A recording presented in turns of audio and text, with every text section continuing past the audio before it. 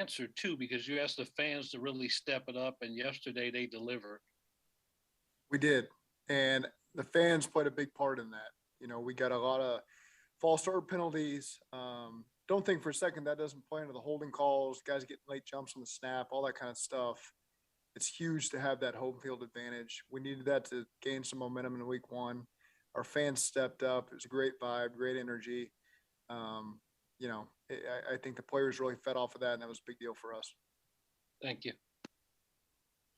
Zac, we've talked a lot about your aggressiveness on fourth downs. I'm curious, where does that come from? Does it come from your playing career, from stopping your coaching career, or anything like that? No, I think it's important for this team to have an aggressive mentality. At the same time, it's not just all on a whim. I mean, there's conversations that take place over the course of the game. We talk about analytics and the situations that are going to arise all week. Spend a lot of time on Saturday talking about it as well, and it's on the headsets throughout the entire game. So it's not just something that happens on a whim. That's where it comes from. Zac, the offensive line, could you just assess how you thought they played after you watched the film? And I know they gave up 5 sacks, but how much of that was at times being outnumbered? How much of that was maybe some communication stuff? And did linemen lose one-on-ones in those sack opportunities? I think the line gave up 2 sacks. The rest of the crew gave up 3. That's really what it comes down to. So at the end of the game, you get a chance to reflect on the tape and see where the issues were. Some of it was just in miscommunication there on the first one. We should have had that protected. And some guys, we just lost some one-on-one battles, and that was at running back, at tight end, at line.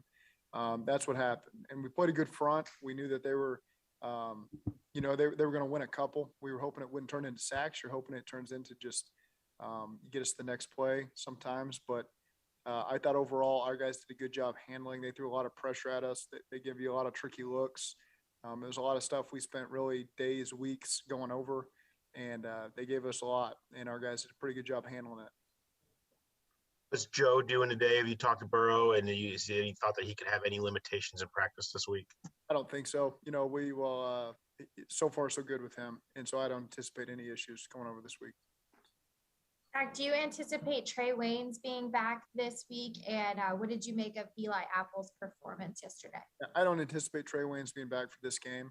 I think those DBs played a lot of snaps. It was 80, high 80s in terms of the volume of plays against some really good guys that you got to cover all the way down the field. And so I thought those guys really competed hard.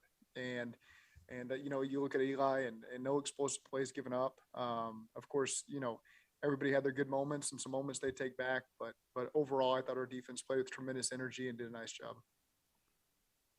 Zac, when you were growing up around the game as a kid, when was going for it on fourth down ever considered a good idea? I think that comes more from the coaching profession than my childhood or my playing days or anything like that. But if we want to do great things here, we got to go get them. We got to be aggressive, and we can't let them fall in our lap and come to us. You got to go take it. And, if you specifically look at the play in our minus territory, to me, the side of it I look at it is we'd scored 3 touchdowns on 3 consecutive possessions. Let's go get a 4th touchdown and make this thing 28-7. Let's go win this thing 42-7, and blow it wide open. And it didn't happen. And yeah, in that moment they regained momentum. Hopefully thankfully our guys were able to get their feet back underneath them and win the game for us. But that's how I look at it, and again, that's not just having faith that our offense is going to convert that 4th and 1, but faith in our defense, to give them the ball right there in field goal range that they're going to get a stop because we got a great defense this year and we're going to lean on them a lot. And so again, just that's just having faith in our players that we're going to make it work. But we're going to be aggressive and we're going to have that mindset. We're not going to let other teams dictate what happens in the game.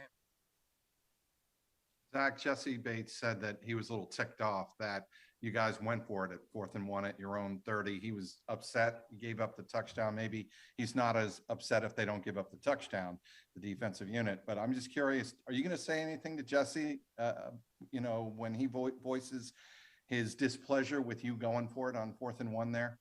I've talked to the team about it, so we're all on the same page. Can I ask you, Zac, one other thing about details? When you're looking at film in the 4th and 1 that you converted with CJ, It seemed like he did a great job of selling the play at the line of scrimmage, a great crackdown block before he released for the pass, and also Mitchell Wilcox coming across the field, drawing 2 defenders. As a coaching staff, how much do you look at little details in a play like that and tell everybody else this is what makes that play work? Yeah, it's a concept within a family that we've really spent a lot of time this offseason detailing. Not so much in 13 personnel. Most of the time it comes up in 11 personnel, but this is part of that family and everyone has a job to do. And the play certainly works, in a really short yardage situation when they're all mugged up in there like they are, and they're in man coverage. And there's essentially a mesh concept going on where there's a bunch of picks happening. And so again, everyone just understanding what the role is and doing their job. When you got all 22 guys in the frame like that, it's going to be a little bit messy because there's so many bodies, people are going to collide. But fortunately, Joe has run that play enough where, again, he can get to 1, 2, 3 in his progression and not panic and know where everyone's going to be. And CJ ended up being in the right spot. Again, us knowing what to do and them having to fight through all the traffic at the end of the day is what helps that play work. Coach, can you talk a little bit about facing off against Andy Dalton this week and a little early look at the Bears? Yeah, Andy's obviously been playing at a high level for a long time, and he's a smart player. He's going to put his team in a great position to do really good things. And so we certainly have our work cut out for us. It's a really good team. That game was 20-14 there in the mid-third quarter yesterday. I stayed awake to watch the first half on TV, and it looked like the Rams got a lot of momentum early, but the Bears were able to fight back and put themselves in a position before the game, kind of broke up in there late. But it's a team that playing over the years, they're a really good defense. They got a lot of playmakers on offense. They got a good coaching staff. So again, our guys got to be dialed in and ready to go. Thank you. What would you have said in 2019 if you were if someone had told you were going to start against him in 2 straight years against 2 different teams? Yeah.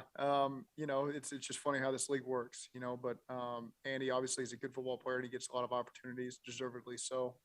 And we just got to get our guys ready to play. Zach, how difficult is Zach, people get obsessed probably with sacks and some of the stats on defense. And you guys had a lot of disruptions and guys winning up front yesterday. The holding calls created 6 of them yesterday.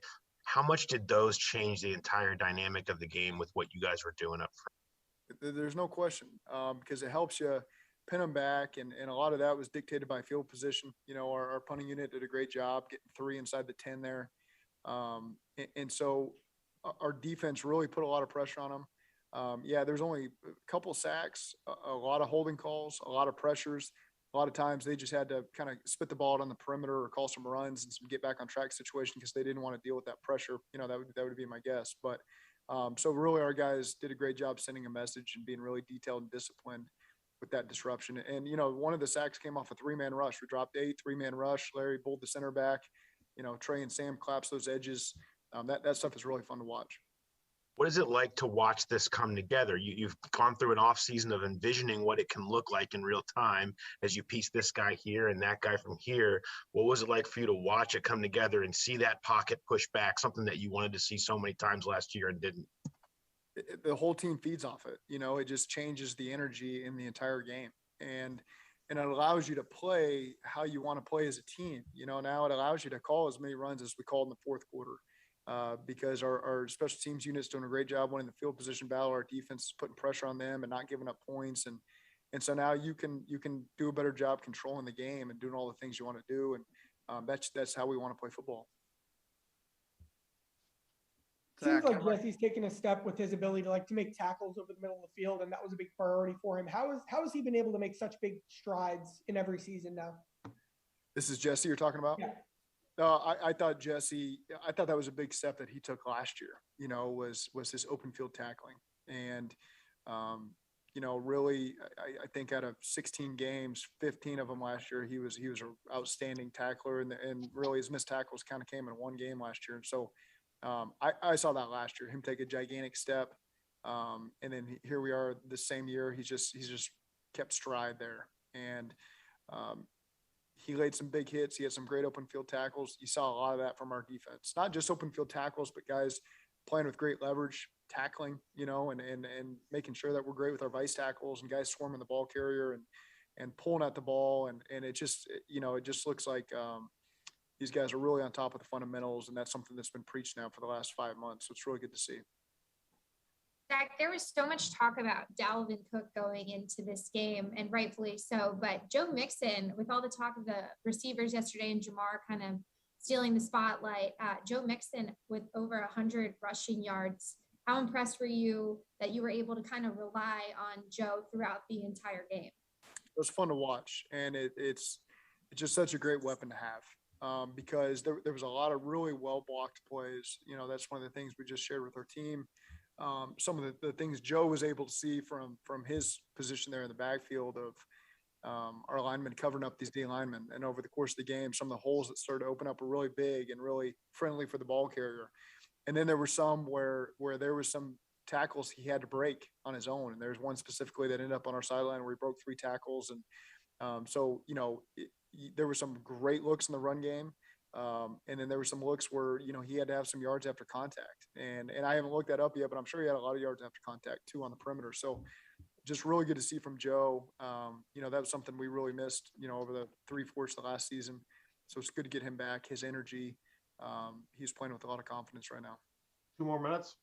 Zach, given the way years of Wentz, did that kind of play a role into the way that you wanted to be aggressive and the fact that you wanted to go out and kind of win in a big way in that opener? Or can you start over again? I missed that beginning part. I guess with the way the last couple of years of Wentz, as you've kind of been building this thing, did that play a role in the aggressiveness that you had yesterday and wanting to come out with a big and dominating performance and a bigger scoreline? Well, we wanted to start this season strong, and you got to start 1-0 in front of our fans and start with that momentum. And every game's going to be different, but this is a team that I really believe in, and it allows you to be aggressive in certain moments, knowing that we think it's going to work out more times than not, but when it doesn't, that they're gonna hold the fort down and be able to rally and create some wins. And again, it's just we're not going to fear failure. We're going to be aggressive. We're going to go get some wins, and our team responded the right way yesterday. Coach, in the running game, ran the ball over 30 times. I can't recall a negative run. I remember no gain, but it was like, a couple of yards. Do you think that's a positive step, that as many times you carried the football, there weren't any tackle for loss? Absolutely. Our worst runs were really 2 or 3 yard carries. That's when we were pointed, and that's a step in the right direction. I think the jet sweep to Jamar on the second run of the game was really our only negative run, and that was just a versus battle. Right. There's an unblocked player at the point of attack, and I just got a little antsy to get the ball to playmakers. But they had a solid leverage there. But I thought overall our line and tight ends and backs did a really nice job. Our receivers had some great clips in the run game too on some of that toss crack stuff where guys were really competing. So again, it's being good in the run game opens up opportunities for everybody. And so that was just really fun for us to see. When you decide to go for it on 4th and short, Zach, how much of it is analytics, how much of it is situation, and how much of it is just pure gut instinct? It's a balance in all three, to be quite honest with you. But a lot of it does start with the analytics part of that, and then you got to get a feel for the flow of the game and what you're trying to achieve there. And you got to balance every situation. I think the one, Paul, I think you asked the question yesterday, and there were so many late game situations, you get confused on 4th down and what was overtime, but there was the 3rd and short, on the 50 at the end of regulation. And to there, we called a tight zone run with an RPO option off of it that wasn't quite open. But it was important for them to take that timeout off the clock there. And you can go throw a pass and it might be an incompletion, but we just felt like that's a 40 seconds. We needed to run off the clock, get the timeout, and pin them inside the 5 and let the defense do the work. And, so each situation is a little bit different. That one, obviously, we felt like the time was in our favor there. If we could make them burn a timeout, punt them down in there, and go win the game. So Paul, to answer your question, it's a little bit of all three. I felt like all 3 situations were a tiny bit different yesterday. Really 4 situations. There's 3 we went for and 1 we didn't there at the end of the game. But again, it's we just measure them as they come. One last question, Box. It looked like you were trying to get in. Yeah, Coach, there's a natural amount of exuberance at the beginning of a season. Guys are, happy, excited. But this team, there's a level of energy and excitement with each other, offensive guys, defensive guys meeting. And have you noticed that uptick that they talked about in terms of just camaraderie being visible already? I think that they just have so much confidence in each other. They genuinely like being around each other. They've got confidence that we've got playmakers in all three phases. They feel that. And so again, there's just confidence in what they're doing because they're putting in the work. They're accountable to each other. And that makes things fun. That makes guys want to be in the locker room, be around each other because they believe in what we're building and what we're doing here. And as a coach, it's really fun to see. Thank you. All right, Coach, we'll let you go. Thanks for your time. Yeah, you bet. Thanks, Zach. Thanks, everyone. Thanks, Pete.